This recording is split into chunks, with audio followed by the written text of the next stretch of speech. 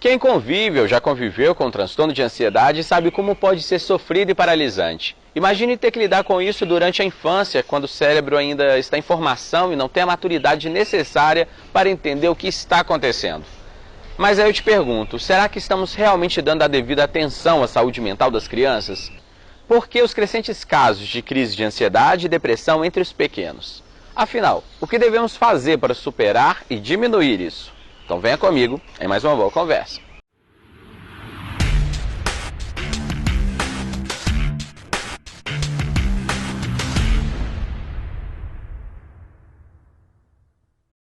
E a nossa boa conversa de hoje é com a Daniele e com a Lidiane, elas que são psicólogas e vai trazer esse assunto em pauta, né? Trazer explicações para nós. Mas antes de começar a nossa conversa, aquele pedido de sempre, viu? Se inscrever no canal, clicar no sininho, dar like no vídeo, para assim que a gente publicar material novo, você logo de cara já receber notificação. Compartilha também.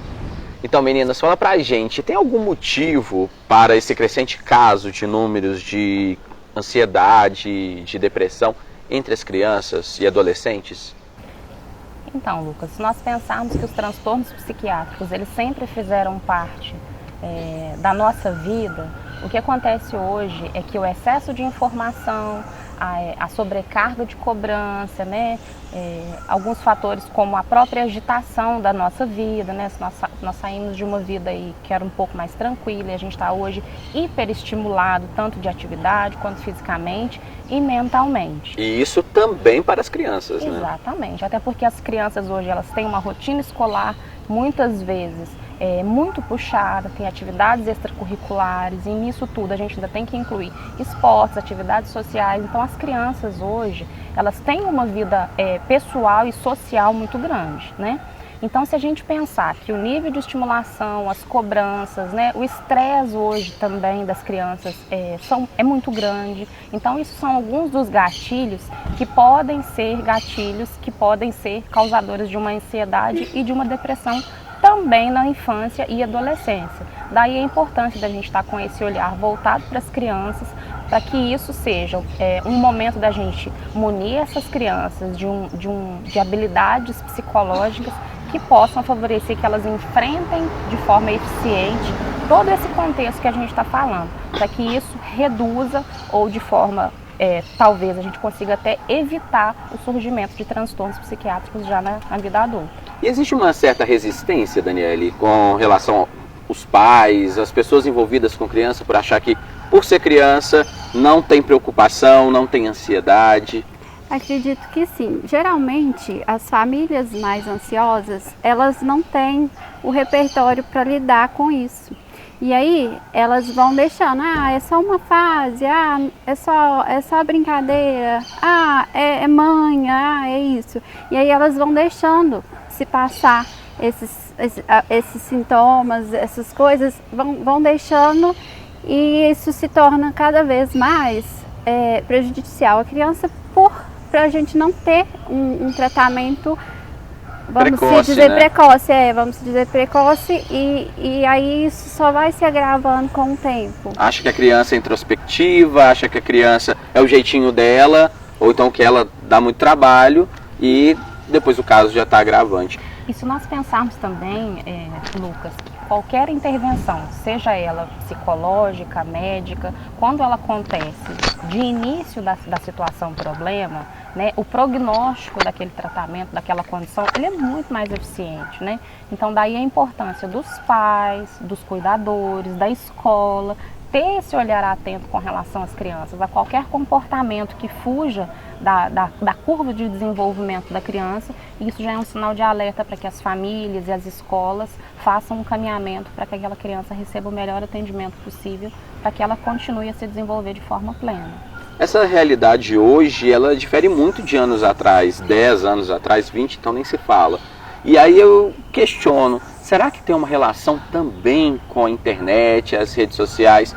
Acho que a rede social vem também estimulando cada vez mais uma cobrança maior até mesmo das crianças, né?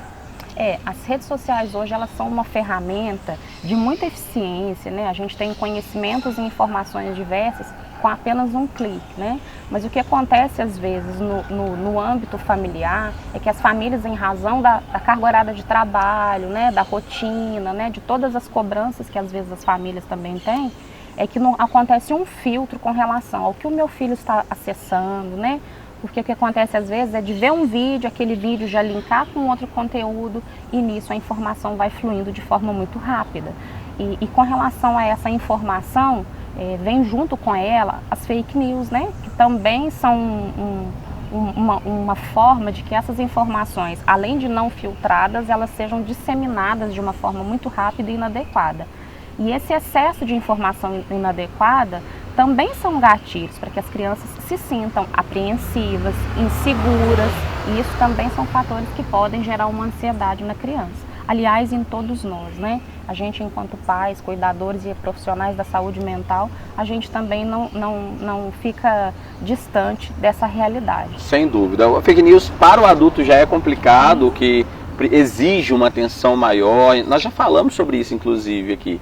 E para a criança, então, fica ainda mais difícil. Falando em fake news, hoje, numa realidade que nós estamos vivendo, né, tem aguçado também essa ansiedade das crianças com relação aos casos nas escolas, né? Acredito eu, Lucas, que seja assim, a criança, ela não tem o filtro que o adulto tem, ela ainda não amadureceu essa capacidade de reflexão. E aí, acredito eu, que vem assim, uma notícia desse tipo, ela vai e aceita aquilo. E não consegue refletir sobre aquilo, se realmente é uma verdade, se é uma mentira. E aí os pais têm que estar do lado para monitorar e apoiar e esclarecer o que pode acontecer, o que não pode acontecer, fazendo com que a criança tenha uma compreensão do que está acontecendo. E fique mais tranquila com relação a isso. O problema, acredito eu, que também está nos pais, né? Se o pai absorve a mentira, absorve a fake news, ou não propaga um diálogo com o seu próprio filho, aí vai ficando complicado, né?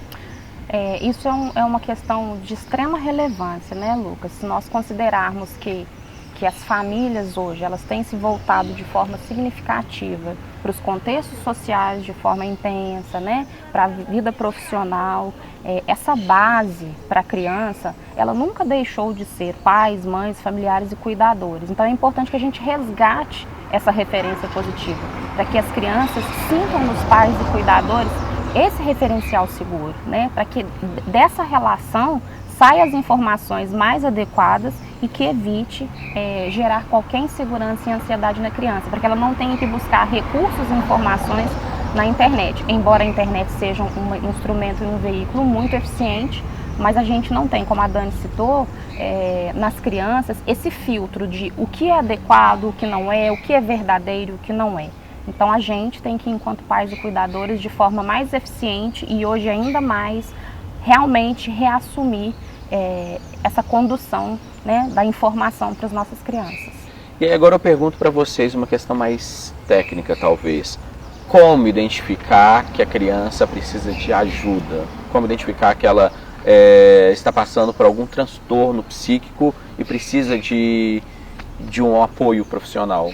Então, a gente entende assim que quando a criança, essa ansiedade está comprometendo a vida social dela, ela já não sai para ir nas festinhas dos amigos, ela evita certas coisas, ou está atrapalhando a vida familiar, aí a gente entende que, mesmo que minimamente, você olha quanto de prejuízo esses comportamentos estão tendo na sua família, no âmbito social, no âmbito acadêmico, que é o que é muito cobrado das crianças, você já busque ajuda para a gente tentar prevenir que se está ali uma coisa mais complicada. Não é, Lili? A curva de desenvolvimento infantil, de um modo geral do desenvolvimento humano, a gente tem uma expectativa de que ela aconteça de uma forma, né? Então na infância isso não vai ser diferente. Então a infância é um momento em que a criança tem um comportamento exploratório muito grande, tem uma busca por interação de uma forma intensa, tem sempre um comportamento para fora, né? Então qualquer sinal de busca de isolamento, retraimento social, né?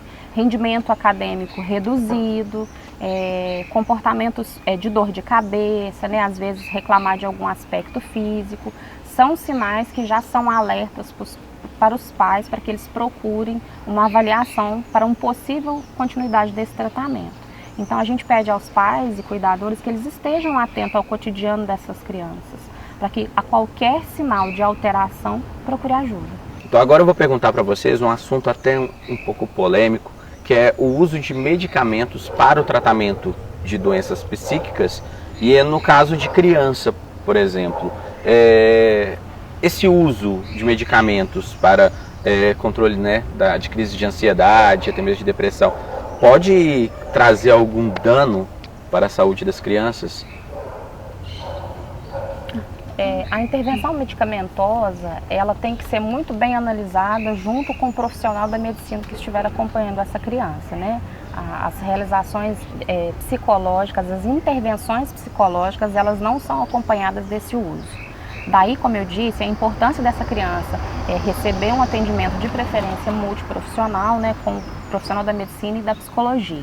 Em alguns casos, somente a intervenção psicológica já é o suficiente para sanar aquelas questões de ansiedade e depressão na primeira infância. Ou até mesmo ferramentas alternativas, né? Exato, assim como na vida adulta também, porque nós trabalhamos com níveis de ansiedade e níveis de depressão. A depender deste nível, a intervenção medicamentosa ela vai ser de extrema eficiência para complementar essa intervenção psicológica. E o prognóstico e a eficiência da intervenção psicológica ela vai ser muito melhor. Então, acho que o remédio é um instrumento, né? E aí, se ele vem para agregar, a gente avalia, um médico mesmo vai avaliar se há necessidade de uso contínuo ou não. E aí, a partir dessa necessidade, a gente vai trabalhando junto também para que seja efetivo o tratamento junto com o medicamento. E aí, a expectativa por ser uma criança é que ela não faça uso ao longo da vida desse medicamento, que ela consiga ser um tratamento específico e pontual, e que aí ela consiga ao longo da vida fazer o manejo dos comportamentos delas para evitar esse tipo de uso de instrumento que seria o medicamento. Essa questão da medicação que você levanta, Lucas, é um tema que é muito polêmico, né? Principalmente quando a gente fala de medicação na infância e na adolescência, né? Então é importante que a gente traga esse tema para discussão, porque durante muito tempo ainda existe, na verdade, né, uma resistência muito grande no uso dos medicamentos psiquiátricos, né? E é importante a gente lembrar que tanto a ansiedade quanto a depressão são transtornos psiquiátricos, né? Então, o que a gente gosta de frisar bastante é que a gente não está incentivando o uso da medicação. O que a gente gosta de deixar muito claro é que a medicação, como a Dani disse, é uma alternativa complementar, né? E necessária em alguns casos. Claro, a depender do caso, né? A medicação ela não é prescrita de forma indiscriminada. Então é com muita cautela e com muito profissionalismo que o profissional da medicina vai encaminhar, vai prescrever a medicação para essa criança. É um assunto assim que rende muito tempo, mas acredito eu que ela se resume muito, né, para driblar esse problema no contato da família, né? Os pais ficarem atentos de acordo com a rotina do filho e ver se precisa de alguma necessidade, de algum apoio, né? Aqui a gente tratou mais a ansiedade como um transtorno, né? Mas ela está presente na nossa vida, ela é um mecanismo nosso de defesa. A gente usa a ansiedade para, talvez num acidente, não se machucar. E a gente usa dela para sobrevivência mesmo. E aí a gente vê que quando ela está mais além do que o normal, a gente tentar buscar esse tratamento, essas soluções para que a criança cresça saudável, brincando Inclusive, o Daniele falando sobre isso, perguntou até mesmo a forma de educação hoje é diferente dos anos anteriores, né? Anos atrás, os pais, ao impor regras, né, traziam um discurso mais de medo, de temor para a criança. Hoje, isso também não é recomendado, né? Isso. Na verdade, o que a gente percebe às vezes quando a gente recebe uma criança no consultório, né, seja ela na primeira infância, segunda ou adolescência, é que algumas famílias elas migraram, né, de um comportamento e de uma criação muitas vezes autoritária, né, para uma criação e uma relação muito livre, né. Então é importante que essas famílias não abram mão, né, de passar para essas crianças valores, limites, né, como se comportar socialmente, o que é adequado, o que não é.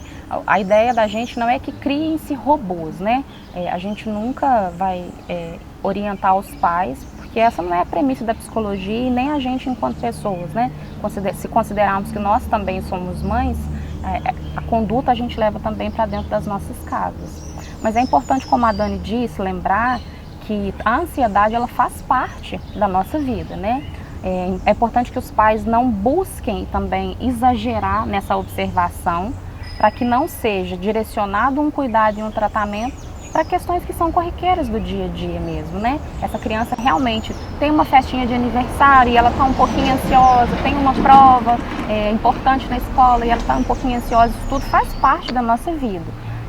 Esses encaminhamentos, tanto para os médicos quanto para nós da psicologia, eles devem ser realizados uma vez que essa ansiedade ela se torne patológica, uma vez que ela se torne limitante, que aquilo traga de fato prejuízo, seja social, acadêmico, né, pessoal para aquela criança. Então isso é uma coisa que a gente esclarece e frisa bastante, isso é muito importante. Então é isso, gente, é necessário ficarmos atentos à rotina da criança e principalmente à saúde psicológica de cada uma delas, né? Gente, muito obrigado por trazer essas explicações e muito obrigado você de casa por acompanhar mais uma boa conversa. Semana que vem, mais um encontro marcado, viu? Um grande abraço.